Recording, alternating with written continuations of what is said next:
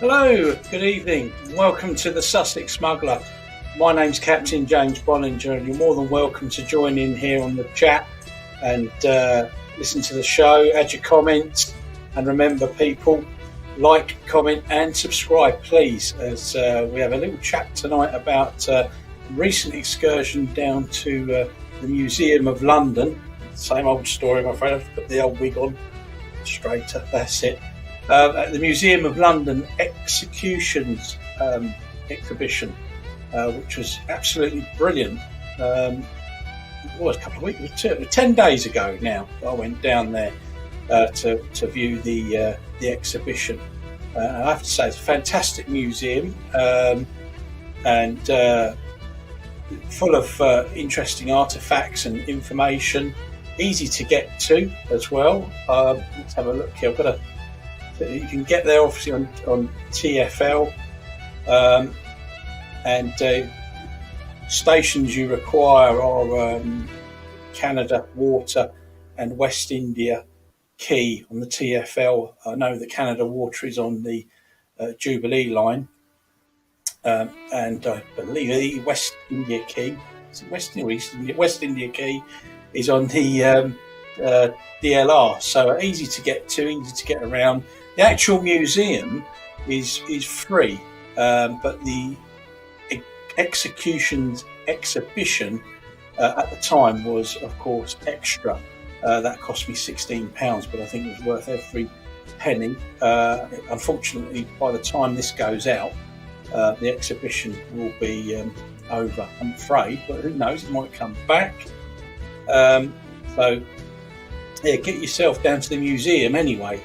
Nonetheless, the book Executions is published and for sale on all good bookstores and retail websites such as Amazon, and I think you can even buy it directly from the museum for £11. So that'll give you a good insight, the pictures, the information, and the drawings. I mean, I took some photos myself, but we'll get around to that through the show. Of course, this weekend is the Brixham Pirate Festival from the 29th of April right through to the Monday evening, I believe, with Pirates Parade happening, and of course all the parties and that take place, all the drinking and God knows what else. So big shout out down there to the Brixham Pirate Festival starting the 29th of April. Everyone that's going to that, safe journey down there, safe journey back, have a great time. I won't be going myself. I've got working commitments and other stuff, so maybe another time, who knows. But all good, yeah, have a good time. Great bands to be seen down there. One actually is playing right now, if you can hear it. It's Reaver's Gallows, Pirates Defeat, our background music, first choice stuff. So if you get a chance to see them, I believe their gig in Brixham is free. I don't know how many gigs they're doing, probably quite a few. So yeah, show your appreciation, go and see them. Wonderful band, folk music, sea shanties, that kind of thing. Fantastic. I'll be seeing them at Fantasy Forest with a bit of luck. So thanks a lot. Yeah, look, without any further ado, let's get on to where we what this is about, and of course it's about the London Museum of Docklands, rather, and I went down there for the executions exhibition, as I said earlier. Excuse me. This is, of course, pear juice. I beg your pardon, that's mango juice. Sorry. And there's a bit of time. I got there early, and I thought I'd have a look around the rest of the museum. And you start up at the third floor of the museum and spiral basically down. And one exhibition that really took my breath away was the exhibition on this, and that's on London, Sugar and Slavery. It goes into great depth about the slave trade, and I made some notes as well as I was going round, and I was showing some some exhibits there and whatnot, artifacts, information. The London sugar and slavery trade started in 1526. It ended in 1867. Would you believe? 12.5 million people were displaced from Africa, and it's thought, well, it's not thought, it is the most costly in human life, in human migration. 10 million Africans made the voyage, many dying on the way. 2.5 million lost their lives on the way, so it's almost as much or equal to the Jewish population in World War II.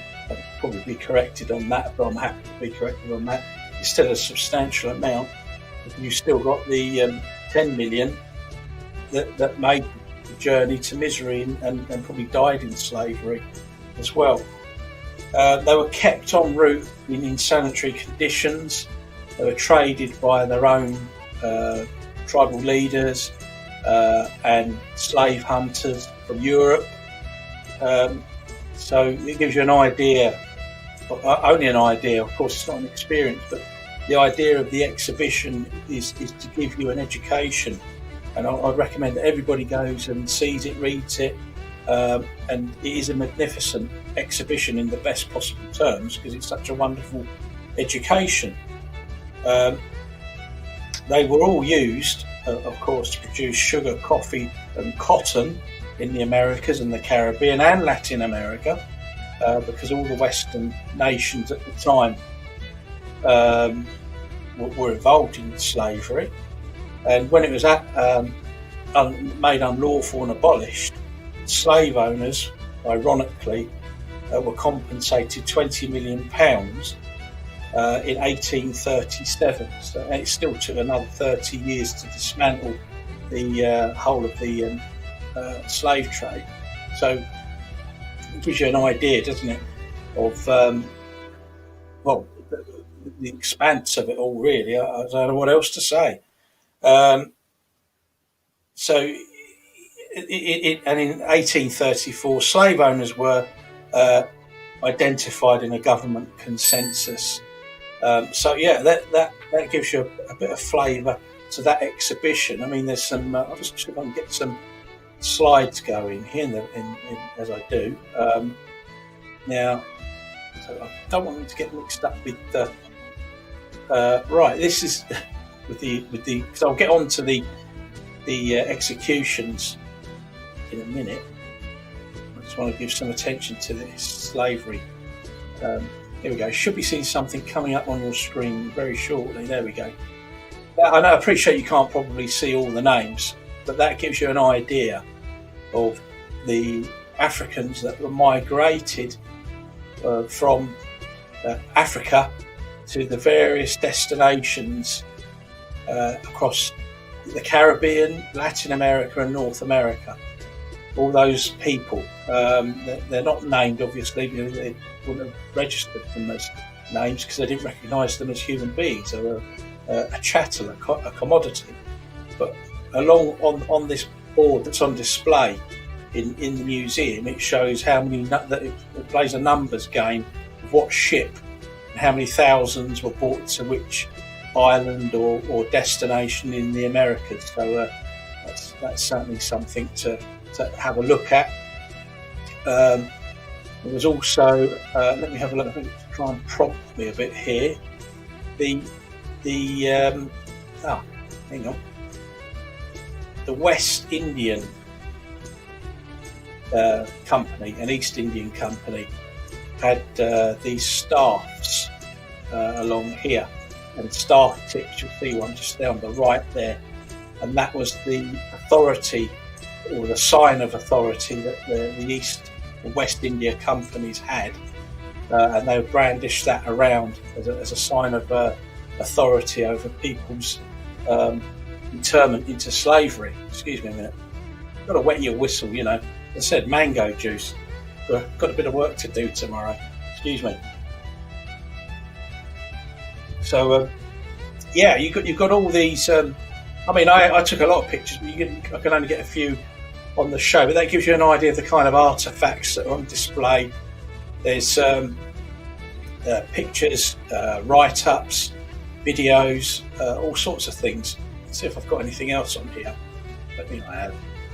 As I said, it's well worth having a look and visiting the London, the Museum of London. I beg your pardon, Museum of London at Docklands.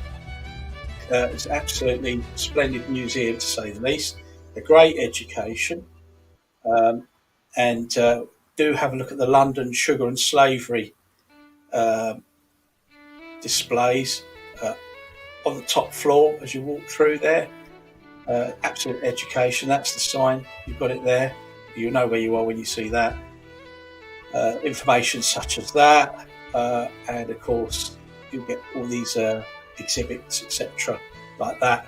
The staff of the West India Company, amongst other things, paintings and furniture, how the plantation people lived, etc., etc. So yeah, very good education that, and helpful to understand Black history as well.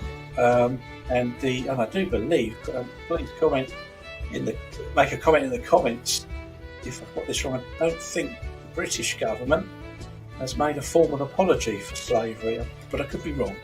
I'm not quite sure on that. But nonetheless, I know the families concerned haven't received any. The families of slaves, that is, haven't received any form of compensation whatsoever to date. So that's where we are with that. But again, I'll just finish off. A great exhibition on the third floor of Sugar, London and Slavery. Go and have a look at it the next time you're at the Museum of London in the Docklands area. Fantastic. Anyway, look, without further ado, just a quick reminder to all our watchers out there on this broadcast, please like, comment, subscribe to YouTube, follow me on Facebook or the blog thesussexsmuggler.co.uk. I released a blog this morning on yesterday morning on Sunday, I beg your pardon, and about the highway robbery that took place in 1801 in East Grinstead, West Sussex. Probably at the time it was probably considered as East Sussex, but nowadays it's West Sussex. So take a look at that on the blog, like and share it about if you don't mind. Got that from a very reliable book published in 1906, The History of East Grinstead, available online. It's a good read. That immediately jumped out at me. So yeah, search that out on the blog if you don't mind, and of course like, comment, subscribe to my YouTube channel, follow me on Facebook or the blog thesussexsmuggler.co.uk. Right, we'll put that away just for now. As I said earlier, I went to the Museum of London Docklands over the Easter break. I'll wet the whistle again, it's good stuff this. Courtesy of Perry Hill Orchard at Hartfield in East Sussex on the Ashdale Forest. Lovely stuff. They also do a nice drop of farm cider too. Anyway, right, okay, so I went. Now, what it was, I had as you know, those of you that have been following my blog and recent broadcasts, live broadcasts on here, I've been doing a lot of work on the Hawkhurst gang. As well as a few other bits and pieces, and of course it makes a lot of noise, if you like, and about the punishment they receive, such as hanging and gibbeting. So just by chance and luck, really, nothing more, nothing less, this exhibition at the Museum of London came up, and so I planned an excursion up there to have a look round and take it all in. And for £16, I thought it was an absolute bargain. Really enjoyed it. I bought some good books. Hopefully I'll be reading and reviewing them, but I'm still stuck with a few chapters to go on the pirates of the Barbary Coast at the moment, which is something in itself. I might be pulling a chapter out of that to come on here or write a blog about. I'm not sure yet. But anyway, so I wanted to know really and find out about the punishment that smugglers and highwaymen. By the way, in the 18th century, highway robberies went through the absolute roof, according to the exhibition, and that's why there were so many, mostly men, listed for highway robbery. It was the thing to do, it was the crime to commit. And of course, I wanted to find out to see if there was any records of the Hawkhurst gang, which I did find, and I'll explain that as we go on. Some interesting facts about the executions exhibition. Again, I've made some notes, as you do. The first public execution ever recorded at Tyburn was in 1196. Now, there were apparently hundreds, according to the exhibition, of execution sites in London, and the same around market towns and highways. If you committed a crime at a certain place, it was quite usual for the authorities, the Crown, the State, and the Church to erect the gallows at the scene of the crime, or use a tree at the scene of the crime to execute you. So that was most usual. They say, I think you're something like no more than 5 metres away in London from an execution site. So it's not just considered the usual places like Tyburn, Marble Arch. It could have been anywhere. There's a map online that usefully explains where the execution sites were. And really interesting that it's not just Tyburn, that although it's probably the most famous, the Tyburn tree and the gallows. So I mean, they would even execute outside of Newgate Prison. They'd execute outside of the Old Bailey.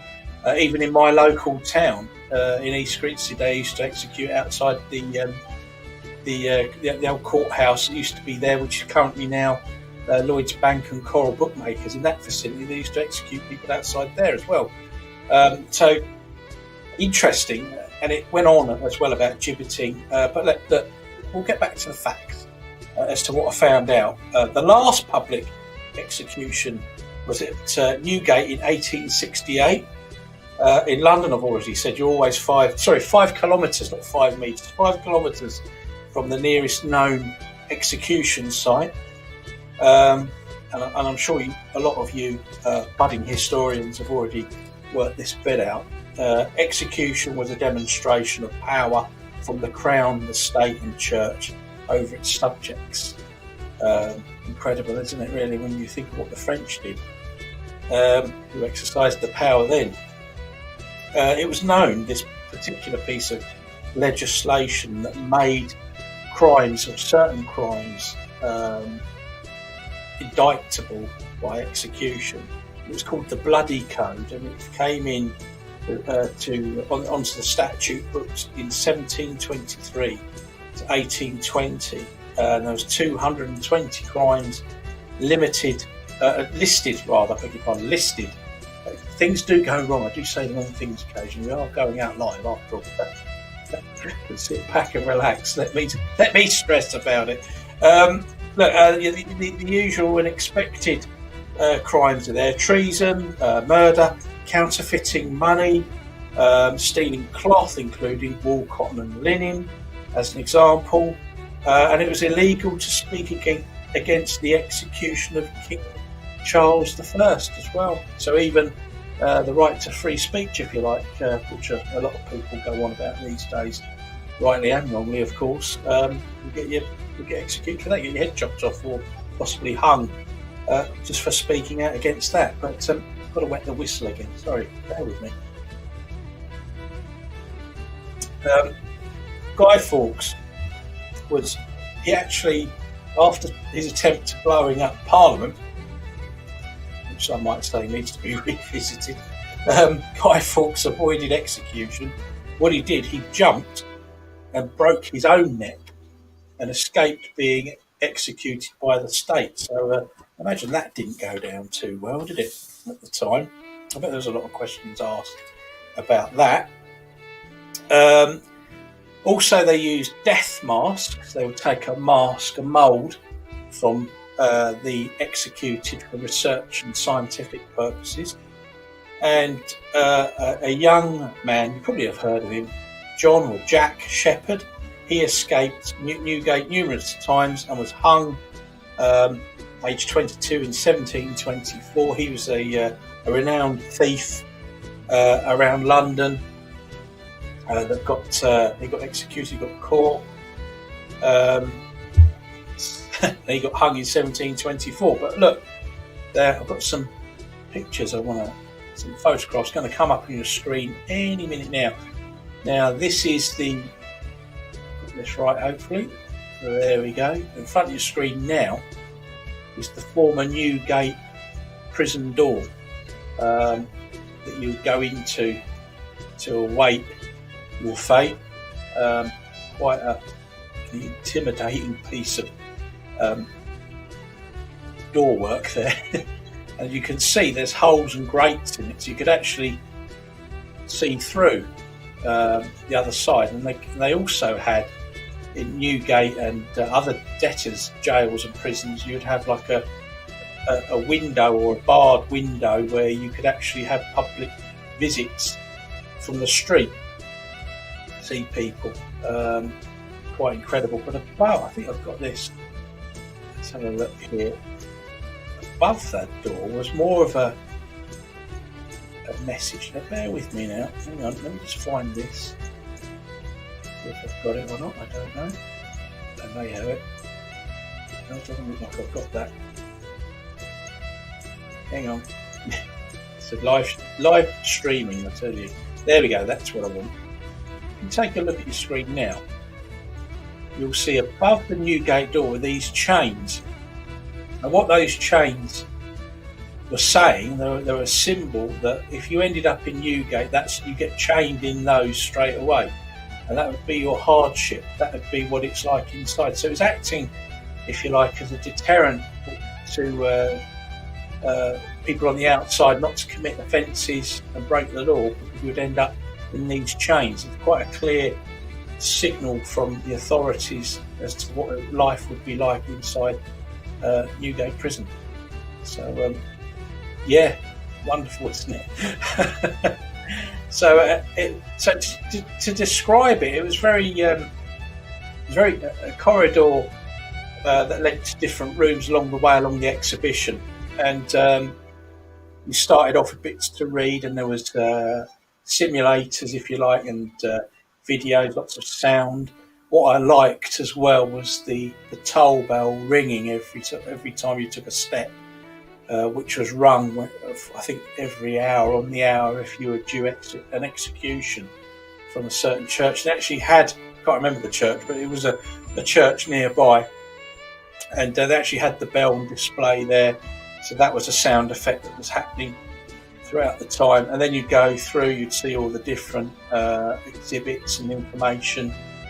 You'd go through a 10-minute to a room where you could sit down, watch a 10-minute video of a cart execution and the kind of people. There are a lot of people that were executed that were innocent, and there were also so many executions, I think it was something like 5,000 in total, that the justice system actually relied on making reprieves. And you could have a last-minute reprieve whilst you're hanging on the noose around your neck. So there's all sorts of stories that come out of that. You could even be reprieved and hung and executed. So how do you fancy that one? But you could always make a reprieve, and there were lots and lots and lots of reprieves issued by the courts on appeal, because simply they didn't have enough staff and process to put everyone through it. So that's some interesting, well, I found them interesting points anyway. So getting back to the smuggling, and the reason why I went up there was to see if I could find any of the infamous Hawkhurst gang, see if there was any reference to them. And what they had, similar to the London slavery exhibition was this. They had this big screen, really tall screen, and it was like a slow ticker tape going up and up and up really slowly. It took me about 20 minutes to wait, and I did get a result, because this is what I found. I'm glad I did. I found this name come up on the screen. Now, I did take a video. The video's not as good, so I took a picture, and you'll see on the 11th of May 1748, William Rowland and Arthur Gray are listed as being executed at Tyburn. I didn't get the other column, because whilst it was slow, it was at the same time quite fast, if you know what I mean. So there's another column to the right of this which says tax offences, which comes out for smuggling. And there they were. I mean, if I waited probably another half an hour, I'd probably find some more infamous names from the Hawkhurst gang going up the ticker tape there. But yeah, that was the main reason to see how that all panned out. And there you go, Arthur Gray, leader of the Hawkhurst gang, the first leader of the Hawkhurst gang, of course. So yeah, that was quite a result for me, quite satisfying to see that. As I said, the exhibition's no longer, but I wonder if, of course, they'll make it come back, which would be interesting, because the people I've told about seem interested. They didn't have, disappointingly, they didn't have an actual gallows set up or on display, which I thought they might have done, but they did have some nooses on display, some hemp and rope tied in a certain fashion. They were on display. Also had this rather, I mean, I've seen a gibbet before, I've seen two, both of them are in Rye, but this is a gibbet here that I took a photograph of at the exhibition, and I believe it was out at Newgate, one of the originals, and that's what you would be hung in chains, if you like, and hung from a tree or a post, a bit like our friend Jack Upperton over in West Sussex there, still roaming the Clapham Woods, as you will see if you look at my blog, thesussexsmuggler.co.uk. Yeah, that was a bit of a find, a result, and then it went on to a bit about how the death penalty shouldn't be allowed. There was a case put by Amnesty International and things where executions in the world still actually take place. So overall, I mean, it took me about, I think, 2.5 hours. It's a lot more comprehensive than I can cover in 15 minutes on a half an hour broadcast, but it's just to give you a flavour. So there is a book. Once I read it, I'll let you know what it's like. Probably some more information will come to light out of it as well. But yeah, it was a good exhibition. If it comes back on again, then please go ahead and take a look at it. It might not even be in London, it might be somewhere else in the UK or around the world, of course. Take a look, it's very interesting. So yeah, that gives you an idea. I've also got another book on gibbeting that I bought at the London Museum that I'll be reading. So hopefully we'll get some book reviews done, and what with the long bank holidays coming, I plan hopefully to get in the back garden and have a read up and take things from there and let you know what's what. But as I said, sort of Pirates of the Barbary Coast to finish, so hopefully this week I'll finish that and get back to you. I might even be in a position to reveal who Captain Jack Sparrow was based on, but more on that later. So before I go, of course, all you pirates going down to the Brixham Pirate Festival on the 29th of April. Safe journeys there, have one for me and everyone else that can't go. And of course, if you can, please remember, if you like what you're hearing and what you're broadcasting, like, comment, subscribe to my YouTube channel, follow me on Facebook or the blog, thesussexsmuggler.co.uk, and a big shout out to Reeva's Gallows down there. They'll be at Brixham, as I said, live, free, so go and see them. Fantastic stuff. And of course you can find me on Twitter as well at Sussex Smuggler, and email me Captain James Bollinger 1973 sussex.gmail.co.uk if you want to get in touch. Of course, message me via Facebook if that's easier. And hope to see you soon. Have a great Tuesday, Wednesday, Thursday, Friday, and of course, if you're going over to Brixton at the weekend, have a fantastic time. So that's me done. Half an hour of the Sussex Smuggler with me, Captain James Bollinger. Thanks for tuning in. Take care.